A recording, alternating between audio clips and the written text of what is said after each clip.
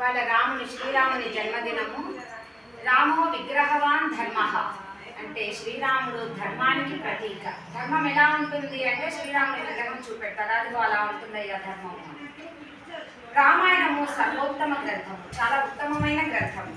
నారద వాల్మీకి మహర్షుల సంవాదము, సత్యధర్మ పరాక్రమ రుజువర్తనము కలిగిన ధర్మాత్ముడు ఎవరైనా ఉన్నారా అని వాల్మీకి మహర్షి నారదుల వారిని అడుగుతారు. అప్పుడు నారదుల వారు ఇలా చెప్తారా, నాకు తెలుసు, నేను ఎరుగుదును ఆయన్ను అని శ్రీరాముని గుణగణాలను చెప్తారు. అలా ఒక 4 శ్లోకాలకు చెప్తారు సార్ అర్థము. శ్లోకం చెప్పి అర్థం చెప్తారు. కూర్చుంటారు కదా కాసేపు, 5 నిమిషాలే.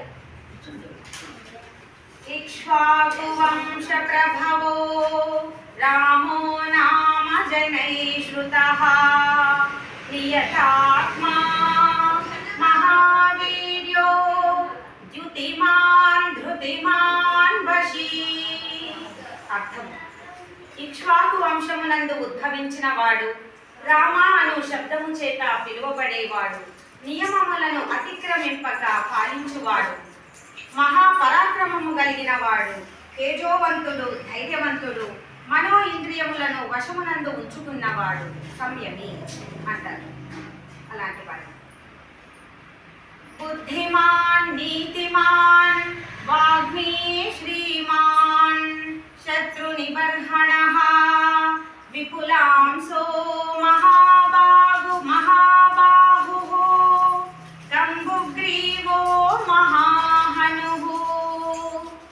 అర్థం: చక్కని బుద్ధిమంతుడు, నీతితో వర్తించువాడు, సమయస్ఫూర్తి కలిగి మాటలాడుటయందు నేర్పరి, వృథాగా మాటలాడేవాడు కాదు, గౌరవింపదగిన వాడు, శత్రువులను భయపెట్టువాడు, విశాలమైన బాహువులు కలవాడు, అందమైన శంకు లాంటి మెడ కలిగినటువంటి వాడు.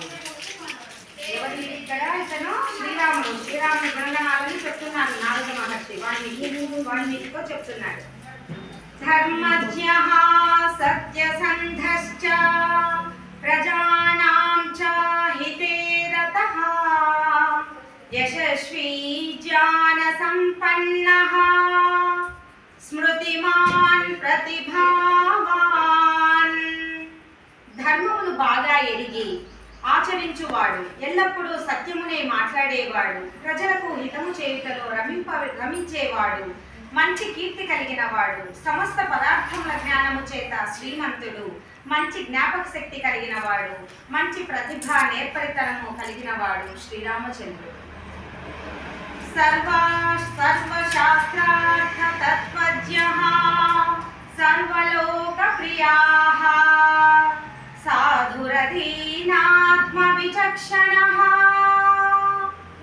వేదాంగముల శాస్త్రమును తెలిసినవాడు, సమస్త ప్రజల చేత గౌరవింపబడేవాడు, ఎల్లరకు ప్రియుడు, దోషరహితుడు, ఏ ప్రాణికి హాని కలిగింపనివాడు, దీనుడు కానివాడు, పరాధీనుడు కాడు, ఎవరి మీద ఆధారపడనివాడు, కర్తవ్యములను క్షుణ్ణముగా తెలిసి వర్తించడి మహాత్ముడు శ్రీరామచంద్రుడు.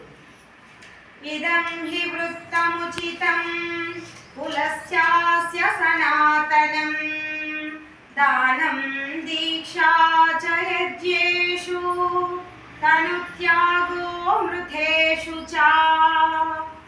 అనగా దానము, వ్రతపాలన, యజ్ఞానుష్ఠానము, ధర్మము కొరకు యుద్ధములో మరణించుట, ఇది నా సనాతనపు వంశ చరిత్ర అని శ్రీరాముడు చెప్తున్నాడు. శ్రీరాముడి గుణగణాలను నారదుడు ఇలా వర్ణించారు.